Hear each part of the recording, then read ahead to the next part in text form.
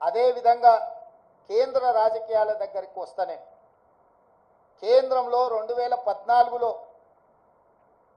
Bharatiya Janata party election manifesto మీద 10 మంది నాయకుల ఫోటోలు పెట్టి ఓట్లు అడిగారు.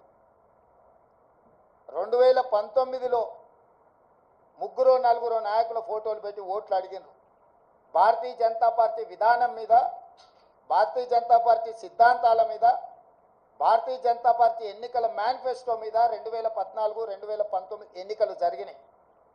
ఒకసారి 2014లో 273 సీట్లు వచ్చినాయి, 2019లో 303 సీట్లు వచ్చినాయి. అంటే సంపూర్ణమైన మెజారిటీ భారతీయ జనతా పార్టీకి ఆనాడు దేశ ప్రజలు ఇవ్వడం జరిగింది.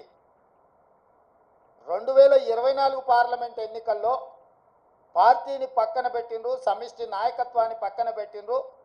మోడీ గ్యారంటీ అని చెప్పి ఏక వ్యక్తి నాయకత్వంలో ఒకే ఒక వ్యక్తి, అది మోడీ గ్యారంటీ అని చెప్పి ప్రజల దగ్గరికి వెళ్ళారు. మోడీ గ్యారంటీ మీదనే మొత్తం ఎన్డీఏ కూటమి యొక్క ఎన్నికల ప్రచార సరళిని నడిపించిండ్రు. 303 సీట్లున్న బీజేపీ 240 సీట్లకు పడిపోయింది. అంటే మోడీ గ్యారంటీని ఈ దేశ ప్రజలు తిరస్కరించిండ్రు. మోడీ గ్యారంటీకి ఉన్న వారంటీ అయిపోయింది. ఇక మోడీ కాలం చెల్లిపోయిండు అని చెప్పి దేశ ప్రజలు తీర్పిచ్చిండ్రు. దానికి సంబంధించి ఈ ఎన్నికల్లో బీజేపీకి ఎన్డీఏకు 42.9% ఓట్లు వస్తే ఇండియా కూటమికి 41.1% ఓట్లు వచ్చినాయి. దాదాపుగా సరి సమానంగా ఓట్ల శాతం వచ్చింది. సీట్లు కూడా దాదాపుగా పోటీ పడే విధంగా రావడం జరిగింది. జాతీయ రాజకీయాలలో నా విశ్లేషణ, నా డిమాండ్ ఒక్కటే. మోడీ గ్యారంటీ మీద ఎన్నికలకు వెళ్ళిన భారతీయ జనతా పార్టీ మోడీ గ్యారంటీని ప్రజలు తిరస్కరించారు. మోడీ గ్యారంటీకి ఉన్న వారంటీ పూర్తయిపోయింది, కాలం చెల్లిపోయింది. కాబట్టి ఈ దేశ ప్రజలు మోడీ గారిని తిరస్కరించారు. తక్షణమే నరేంద్ర మోడీ గారు ప్రధానమంత్రి పదవికి రాజీనామా చేసి మళ్ళీ ప్రధానమంత్రి పదవి చేపట్టకూడదు.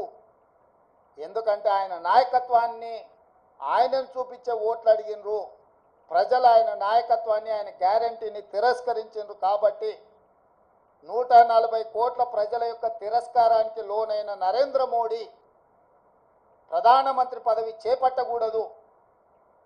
ఇది 4 కోట్ల తెలంగాణ ప్రజల తరఫున కాంగ్రెస్ పార్టీ నాయకుడిగా నేను డిమాండ్ చేస్తున్నా. సరే, ఎన్డీఏ కూటమిలో ఇంకెవరైతారు? ఎన్డీఏ కూటమికి మెజారిటీ వచ్చినప్పుడు వాళ్ళు ఏం నిర్ణయాలు తీసుకుంటారు పక్కన పెడితే, మోడీ గ్యారంటీ మీద ఏక వ్యక్తి చూపించి మీరు ఓట్లు ప్రజల దగ్గరికి వెళ్తే ఆ ఏక వ్యక్తిని ప్రజలు తిరస్కరించారు. కాబట్టి భారతీయ జనతా పార్టీ నరేంద్ర మోడీ గారిని రాజీనామా అడగాలి, రాజీనామా చేయించాలి.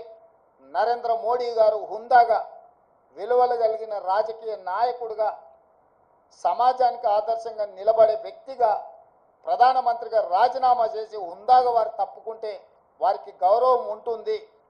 లేదు, నేను ఇట్లనే ప్రధానమంత్రికి కొనసాగుతా, 3వసారి ప్రమాణ స్వీకారం చేస్తా, కుట్రల కుతంత్రాలకు నేను తెరలేపుతానని నరేంద్ర మోడీ గారు అంటే, వారు చెప్పుతున్న విలువలతో కూడుకున్న రాజకీయాలు చెప్పడానికే తప్ప పాటించడానికి లేదు అని చెప్పి ఈ దేశ ప్రజలు నరేంద్ర మోడీ గారిని తిరస్కరించబోతున్నారు. కాబట్టి భారతీయ జనతా పార్టీ ఇప్పటికైనా ఏక వ్యక్తి, అదేవిధంగా అప్రజాస్వామికంగా వ్యవహరించే తీరును మానుకోవాలి. ప్రజలిచ్చిన తీర్పును భారతీయ జనతా పార్టీ గౌరవించాలి అని చెప్పి కాంగ్రెస్ పార్టీ డిమాండ్ చేస్తుంది.